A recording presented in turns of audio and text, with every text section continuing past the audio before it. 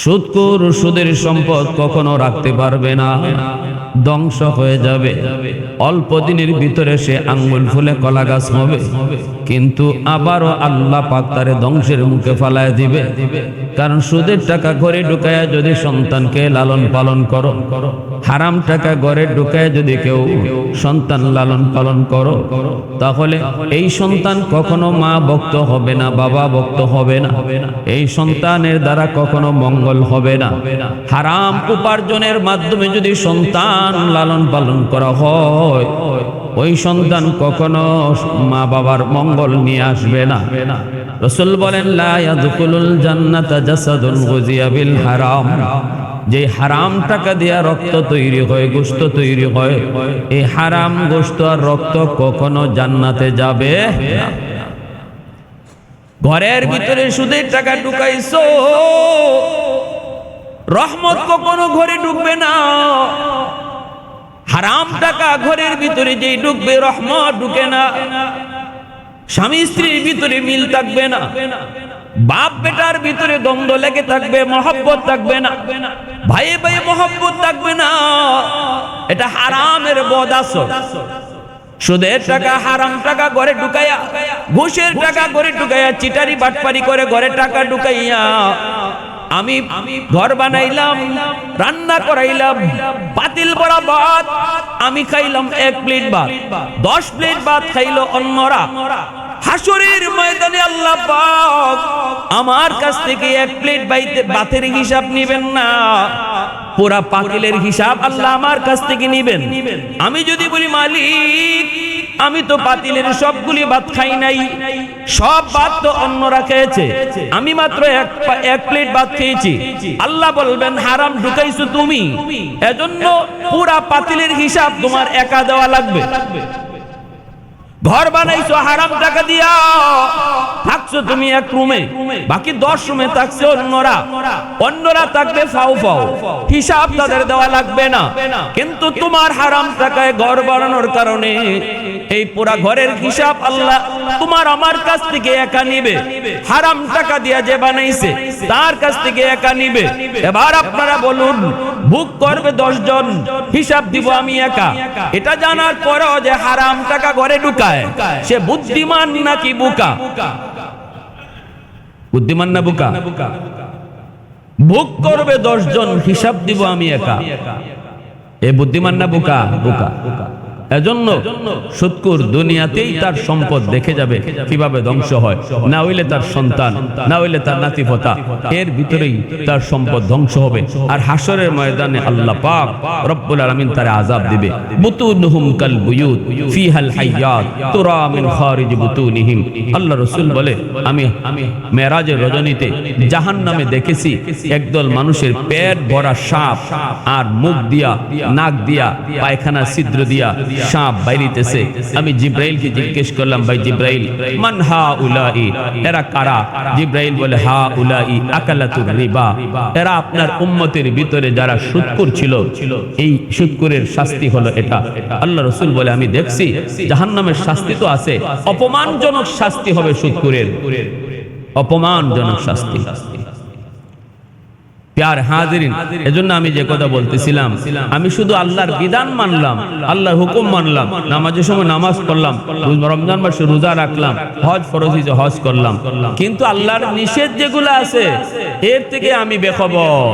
নিষেধ আমার কাছে, আমি এগুলা মানতেছি না, আমি আমার মতো করে চলতেছি, আমি গীবত করতেছি, আমি আরেকজনকে নিয়ে হিংসা করতেছি, আমি নিন্দা করতেছি। অথচ অহংকার করা, হিংসা করা, যে বদ আমলগুলোর কারণে আমার আমল নষ্ট হয়ে যাচ্ছে। আগুন যেভাবে লাকড়ির জ্বালায় দেয়, এইভাবে গীবত, হিংসা, নিন্দা, অহংকার মানুষের আমলকে আগুনের মতো জ্বালায় দেয়, আগুনের মতো জ্বালায় দেয়। আপনি মসজিদ থেকে নামাজটা পড়ে খালি বাইরেছেন, বাইরে আপনি মসজিদের বাহিরে যাই কইতেছেন, এই শুনছো কি কারে অমুকের পোলা, সে তো এই অঘটন ঘটাইছে, অমুকের মেয়ে তো এটা করছে, অমুক তো একটা খারাপ মানুষ, এর মতো খারাপ আর নাই, এর মতো নষ্ট নাই। অথচ 10 রাকাত নফল নামাজ পড়ে আপনি মসজিদ থেকে বাইরেছেন। এই নামাজের পুরা সওয়াবটা আল্লাহ পাক যারে আপনি নষ্ট কইছেন, খারাপ কইছেন, তার অগোচরে গীবত করছেন, ওই নামাজের সওয়াবটা আল্লাহ তার অ্যাকাউন্টে জমা দিয়ে দিবে। অ্যাকাউন্ট নাম্বার ভুল হলে পরে টাকা আপনার অ্যাকাউন্টেই থাকে, না যে নাম্বারে ভুল দিয়েছেন ওই নাম্বারে যায়? জোরে বলেন। নাকি মাঝখানে টাকা আটকে থাকে? যে না, আপনি যখন ভুল করছেন তাহলে টাকাটা মাঝখানে গিয়ে আটকে রয়েছে, এই টাকাটা কোথাও যাইতেছে না। যে বেচারা লিখতে ছিল 0 লিখে ফেলছে 2, অথবা লিখতে চাইছিল 4 লিখে ফেলছে 8। যাক, এরকম ভুল যখন হয়েছে টাকাটা কোথাও যাইতেছে না, মাঝ পথে আটকা। এমন কি হয় না? যে নাম্বারটা ভুল করছেন এই নাম্বারেই চলে যায়।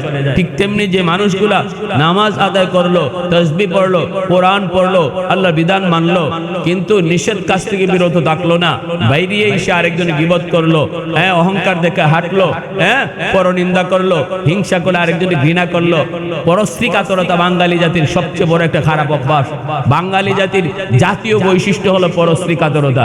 পরশ্রী কাতরতা মানে ও উপরে উঠে যেতেছে, এটা তার সহ্য হবে না। আরেকজনের ভালো, এটা তার সইতে ভালো লাগে না। এটা বাঙালির জাতীয় বৈশিষ্ট্য। জাতীয় খেলা যেমন আছে, জাতীয় ফল যেমন আছে, বাঙালির জাতীয় বৈশিষ্ট্য হলো এটা, সে আরেকজনের ভালো মেনে নিতে পারে। একমত না আপনারা? বাঙালি জাতির খেলা, জাতীয় খেলা কোনটা? ও কুমিল্লার চম্পকনগরের মানুষ বলেন, জাতীয় খেলা কোনটা? হাডুডু। হাডুডু বাঙালির জাতীয় খেলা কেন? যে উপরে চলে যেতেছে, ও চলে যেতেছে, ওরে যেতে দেওয়া যাবে না, ওর পা ধরে তাড়াতাড়ি 10 জনে আটকাও। এটা হলো আমাদের বৈশিষ্ট্য, যে ওরে যেতে দেওয়া যাবে না, ওরে আটকাইতে হবে। এটা হলো আমাদের জাতীয় খেলা। এই আমাদের রুচি, আমাদের চিন্তা, আমাদের চেতনা, আমাদের বৈশিষ্ট্যের উপরে বিবেচনা করে খেলাটাও বাইর করা হয়েছে জাতীয় খেলা। এটা ফুটবলও না, ক্রিকেটও না, যাইতে দেওয়া যাবে না, উপরে উঠতে দেওয়া যাবে না, 10 জনে 2 ওরে যাইতে না। তো আমাদের বৈশিষ্ট্য এটা এমন। বেচারা কয়, কিরে চাচা জানেন অমুকের ছেলে কিন্তু ম্যাট্রিক পাস করে ফেলছে। ওর পোলা ম্যাট্রিক পাস করছে। ম্যাট্রিক পাস করছে তো কি হয়েছে? আইএ পাস করতে পারবে না? কি করতে পারবে না? চাচা আইও তো পাস করে ফেলছে। ধোত বেটা, কোন রকম মনে পাস করছে, বিএ পাস করতে পারবে না।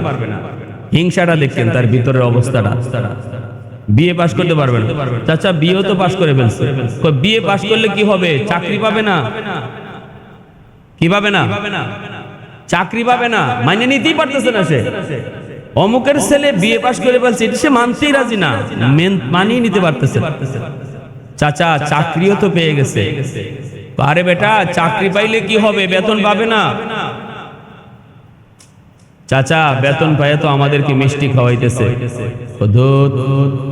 তোরা আসুদ বেতন নিয়ে, বেতন পাইলে কি হবে? পেটে ভাত হজম হবে না। পেটে ভাত মূলত হজম হইতেছে না, তার হজম হইতেছে নাকি তার, কিন্তু কয় ভাত হজম হবে না। এই ধরনের চিন্তা চেতনা লইয়া যারা সমাজে চলেন, কপালে দাগ ফেলাই দিছেন নামাজে, বছরে বছরে উমরায় যান, বছরে বছরে হজ করেন, ওই যার সমালোচনা করলেন হজের সওয়াবটা আল্লাহ তার অ্যাকাউন্টে জমা দিবে। 10 রাকাত নফল বন্দেগীর সওয়াবটা তার অ্যাকাউন্টে জমা হবে। এজন্য আল্লাহ রাসূল বলছেন, আল গীবাতু আশাদ্দু মিনাজ জিনা। গীবত জিনার চেয়েও খারাপ গুনাহ। জিনা করলে আরেকজনের অ্যাকাউন্টে নেকি জমা হয় না, কিন্তু মানুষকে হিংসা করলে, গীবত করলে তার ওই সওয়াবটা ওর অ্যাকাউন্টে জমা হয়, আমার অ্যাকাউন্টে জমা হয় না। এজন্য এটা জিনার চেয়েও কোনো দিক দিয়ে বড় গুনাহ। এজন্য আল্লাহ পাক বলছেন, বান্দা ইমানের সাথে নেক আমলকারী হও, আমার পুরস্কার যদি পেতে চাও। নেক আমল অর্থ হলো আমার বিধান যেমন মানো, নিষেধ থেকে বিরত থাকো। যেগুলো আমি আল্লাহ নিষেধ করেছি এগুলা থেকে বিরত থাকো। মুখটা, জবানটারে হেফাজত করো, গালাগালি করো না, মানুষের অন্তরে আঘাত দিয়া কথা বলো না, অহংকার নিয়ে কথা বলো না। তুমি পয়সাওয়ালা, তুমি টাকাওয়ালা, তুমি মসজিদে অনেক টাকা দিছো, মসজিদ তোমার হাতে তৈরি, এজন্য অহংকার নিয়ে চলবে। সাবধান, এটা আল্লাহ পছন্দ করেন। আল কিবরিয়া রেদাই, আল্লাহ বলেন কিবরি, অহংকারটা এটা আমার পোশাক, এটা আমার পোশাক। অহংকার মানুষের সাজে না। অহংকার শুধু একমাত্র কার সাজে? জোরে বলেন কার? অহংকার সেই করে যে কারো কাছে চাইতে হয় না, যার নাম সমাদ, তিনি অহংকারের মালিক। সমাদ শব্দের অর্থ হলো যিনি কারো কাছে চায় না, সবাই তার কাছে চায়। যে কারো কাছে চাইতে হয় না তারই অহংকার মানায়, আর যার কারো না কাছে চাইতে হয়, কারো না কারো কাছে চাইতে হয়, দুনিয়ার কোন মানুষের কাছে যার চাইতে না হলেও আল্লাহর কাছে চাইতে হয়, এমনও যদি হয় তবুও তার অহংকার মানায় না। এজন্য সাবধান, কখনো টাকার, সম্পদের, ক্ষমতা, শক্তি বলের বাহাদুরি করবেন না। আল্লাহ এটা পছন্দ করে না, কোনো লাভ নাই বেশি বেশি নফল বন্দেগী করে। এজন্য রাসূল করিম সাল্লাল্লাহু আলাইহি ওয়াসাল্লাম বলছেন, আমার সামনে দিয়ে একজন একটা লাশ যায়, সাহাবী বলতেছেন ইয়া রাসূলুল্লাহ লাশ যাচ্ছে, রাসূল বলে লোকটা কেমন ছিল? সাহাবীরা লোকটা খুব ভালো ছিল, নামাজ বন্দেগী ভালো করত, মসজিদ মাদ্রাসার খেদমত করত, সবকিছু ভালো ছিল। রাসূল বলেন তার আচার ব্যবহার কেমন ছিল এটা বলো।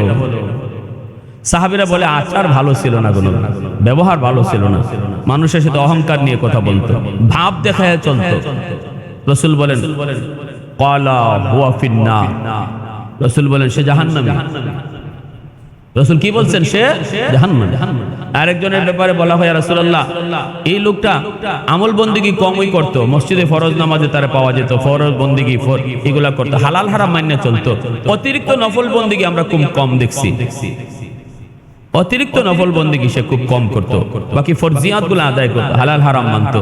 আর আগের জন যারে রাসূল জাহান্নামী কইছে সে অনেক নফল বন্দেগী করতো, এরপরও জাহান্নামী। আর এই লোকটা নফল বন্দেগী কম করতো। রাসূল বলে তার মুখ কেমন ছিল, জবান কেমন ছিল, জবানটা কেমন ছিল? সাহাবীরা বলে তার জবানটা খুব ভালো ছিল, কারো অন্তরে আঘাত দিয়ে কথা বলে নাই, ভাব নিয়ে চলে নাই, অহংকার করে নাই। রাসূল বলেন ক্বালা হুয়া ফিল জান্নাহ, সে জান্নাতি। রাসূল কি বলছেন? সে জান্নাতি।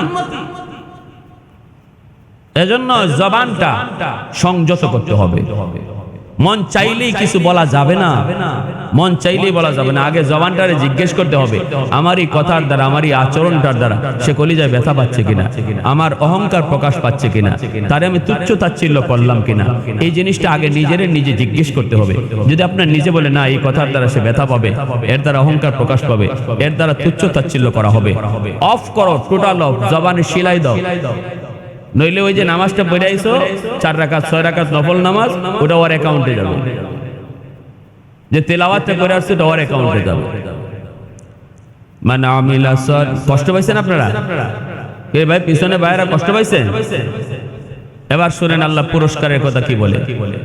মান আমিলা সালিহাম মিন যাকারিন আও উনসা ওয়া হুয়া মুমিন ফালানুহিয়ান্নাহু হায়াতান তাইয়্যিবা। 1 নাম্বার পুরস্কার আল্লাহ পাক বলেন, যদি তুমি মসজিদের বাহিরে আমার নিষেধ থেকে বিরত থাকো আর আদেশগুলা তুমি পালন করো, 1 নাম্বার পুরস্কার হলো দুনিয়ার হায়াতের জীবনে আমি আল্লাহ তোমাকে সম্মানের জীবন দান করব। নগদ পুরস্কার আল্লাহ পাক দ্বারা দান করবেন, ইজ্জতের জিন্দেগি, সম্মানের জিন্দেগি, পবিত্র জীবন আমি আল্লাহ তোমাকে দান করব, যেই জীবনের ভিতরে কোনো অশান্তি নাই, শান্তির জীবন।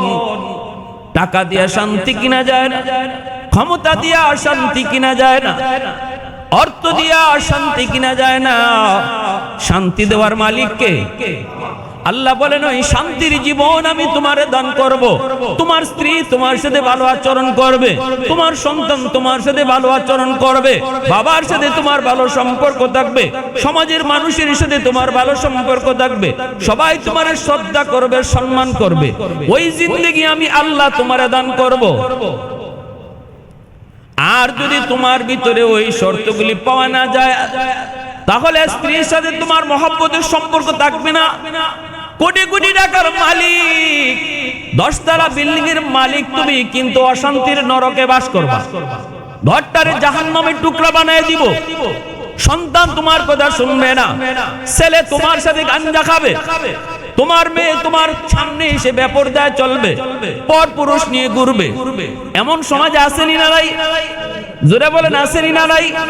বাপের একটা গাড়ি, মার একটা গাড়ি, ছেলের আরেকটা গাড়ি, মেয়ের আরেকটা গাড়ি, সবার পার্সোনাল যার যার এক একটা গাড়ি। কিন্তু সদস্যদের ভিতরে একদিন নয়, 2 দিন নয়, 3 দিন, সপ্তাহ চলে যায়, একসাথে বসা হয় না।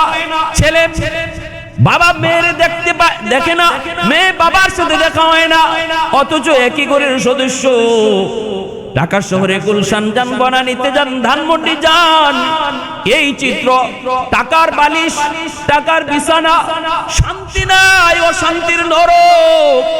আল্লাহ বলে যদি তুমি ইমানের সাথে নেক আমল না করো, আমার বিধানগুলি না মানো, আমি আল্লাহ যা নিষেধ করেছি এর থেকে যদি বিরত না থাকো, তাহলে তোমার জীবনটারে আমি আল্লাহ নরকের জীবন বানায় দেব। টাকা পয়সা দিয়েও তুমি শান্তি কিনতে পারবা না। কিন্তু যেই মানুষটা রিক্সা পায়, সামান্য একটা ব্যবসায়ী, ছোট ব্যবসায়ী, আমি আল্লাহর আদেশগুলি মানে নিষেধ থেকে যদি বিরত থাকে, তার ছোট্ট ঘরটারেও আমি শান্তির ঠিকানা বানায় দিব। শান্তির ঠিকানা বানায়। রিক্সাওয়ালা হাতকে বালিশ বানায়, নাক ডাকায় ঘুমায়, আর কোটিপতি 10টা ঘুমের ট্যাবলেট খাইও ঘুম ধরে না। আসেনি না নাই? হ্যাঁ, রিক্সাওয়ালা বালিশ পায় না, হাতরে বালিশ বানাইয়া দিছে, নাক ডাকায় ঘুম। আর ফ্যাক্টরির মালিক, শিল্পপতি, ট্যাবলেট খাইছে 10টা ঘুমের ট্যাবলেট, এরপরও ঘুমায় না। তাহলে বোঝা গেল এই ঘুম নামক শান্তি দেওয়ার মালিক কে? জোরে বলেন। ঘুম যদি টাকা দিয়ে কিনা যাইতো, তাহলে গরিব ঘুমের অভাবে মরতো, সব ধনীরা টাকা দিয়ে সব ঘুম কিনে লই দিত। ঠিক না? গরিব যারা আছে এরা ঘুমের অভাবে মরতো, এরা ঘুম পাইতোই না। এজন্য আল্লাহ এটা কোনো টাকাওয়ালার হাতে রাখে নাই, মন্ত্রী মিনিস্টারের হাতেও রাখে নাই। এটা রাখছে শুধু কার হাতে? আল্লাহ তার নিজের হাতে। আল্লাহ বলে এটা আমিই দেব, আমি যারে দেই তারেই দেব। সে কে? শর্ত যে 2টা মানবে, শর্ত 2টা যে মানবে। রাইসুল মুফাসসিরিন আব্দুল্লাহ ইবনে আব্বাস রাদিয়াল্লাহু তাআলা আনহু তিনি হায়াতান তাইয়্যিবার ব্যাখ্যা করেছেন, কানাআতের জিন্দেগি, অল্পে তুষ্টির জিন্দেগি আল্লাহ তারে দান করবে। যে মানুষটা ঈমানের সাথে নেক আমল করবে, এর অর্থ হলো আল্লাহর আদেশগুলি মানবে আর নিষেধ থেকে বিরত থাকবে, আল্লাহ তারে সে দুনিয়াতে যাই পাইছে, আল্লাহ তারে যাওয়াই দিছে, এর উপর সে সন্তুষ্ট থাকবে। এর উপর কি থাকবে? সন্তুষ্ট থাকবে। অল্পে তুষ্টির জিন্দেগি, শান্তির জীবন। 1 কোটি টাকা আছে একজনের, কিন্তু সে পাগল হয়ে গেছে আরেক কোটির মালিক হওয়ার জন্য। যে মানুষটা 1 কোটি টাকার মালিক, সে যখন পাগল হয়ে যায় আমার 2 কোটি লাগবে, তখন তার অন্তরে শান্তি না অশান্তি? জোরে বলেন না কেন? শান্তি না অশান্তি? এটাই অশান্তি। তার ঘুমাইতেছে না, তার খাওয়ান ভাল লাগতেছে না, তার কিচ্ছু ভাল লাগতেছে না, আরো 1 কোটি লাগবে। যার একটা বাড়ি আছে তার আরেকটা বাড়ি লাগবে। এই চিন্তা যখন মাথায় ঢুকে, তখন তার আর শান্তির লেশও থাকে না, সে তখন অশান্তির সাগরে ডুবে, তার কোনো কিছুই ভাল লাগে না, বাড়ি আরেকটা না হওয়া পর্যন্ত। এটা হলো দুনিয়ার অশান্তি। আল্লাহ বলে যে মানুষটা আমি আল্লাহর বিধানগুলা মানবো আর নিষেধ থেকে বিরত থাকবো, খালি নামাজ পড়ছে তা না, আমি যা নিষেধ করেছি এগুলার থেকেও নিজের বিরত রাখতেছে, এই মানুষটার আমি আল্লাহ, সে যা পাইছে এর উপরে সন্তুষ্ট থাকার গুণ আমি আল্লাহ তারে দান করবো। যদ্দুরি আছে এদ্দুরি আমি খুশি। এটা বহুত বড় একটা সিফাত, বহুত বড় একটা গুণ। এটা সবাই পায় না, আল্লাহ এই গুণটা তার অন্তরে দান করবে, এই অন্তরে দান করবে। কানাআত যেটাকে আরবিতে বলে অল্পে তুষ্টি, বাংলায় এই অল্পে তুষ্টির জিন্দেগি আল্লাহ তারে দান করবে। 2 নাম্বার পুরস্কার আল্লাহ বলে হায়াতান তাইয়্যিবা ওয়া নাজজিয়ান্নাহুম আজরাহুম বিআহসানি মা কানু ইয়ামালুন। 2 নাম্বার পুরস্কার আল্লাহ বলে পরকালে সে আমল দুনিয়াতে যা করছে, আমাকে খুশি করতে যায় সে যে আমলগুলা করছে, এর থেকে হাজার হাজার গুণ বদলা বিনিময় জান্নাত আমি তারে দান করব। সুবহানাল্লাহ। দুনিয়ার নগদ পুরস্কার হইল ইজ্জতের জিন্দেগি, সম্মানের জিন্দেগি, আর আখিরাতে জান্নাতি জিন্দেগি। এই 2 জিন্দেগি আল্লাহ তারে দান করবে। শর্ত যদি কয়টা পাওয়া যায়? একটা হইল ঈমান, নির্ভেজাল ঈমান। ভেজাইল্লা ঈমান না। 2 নাম্বার হলো নেক আমল, এর মানে হলো আল্লাহর আদেশ মানছে, নিষেধ থেকে বিরত রইছে। এই 2 শর্ত যদি পান, আল্লাহ তাকে দান করবে এই পুরস্কার। আমাদের সমাজের চিত্রটা এমন, সমাজের কিছু অবস্থা ধরে তুললাম, কষ্ট নিয়েন না। আমরা আজকে শুধুমাত্র ইবাদত, আল্লাহরে খুশি করার সাবজেক্টটা, ক্ষেত্রটা ছোট করে ফেলছি। আল্লাহকে খুশি করার ক্ষেত্র ছোট নয়, আল্লাহকে খুশি করার ক্ষেত্রটা হলো, যদি 100টা জায়গা নিয়ে আমি 2 জায়গার মধ্যে সীমাবদ্ধ রাখছি, 98টাই আমি গাফেল, বাকি 98টা নিয়েও আমার চলতে হবে।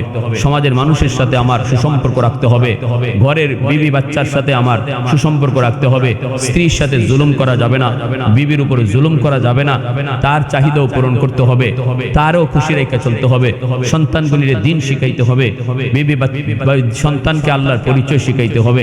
ডাক্তার ইঞ্জিনিয়ার বানান এটা তার বড় পরিচয় না, আমার সন্তানের বড় পরিচয় মুসলমানের সন্তান, এজন্য তার সবার আগে মুসলমানই শিখাইতে হবে।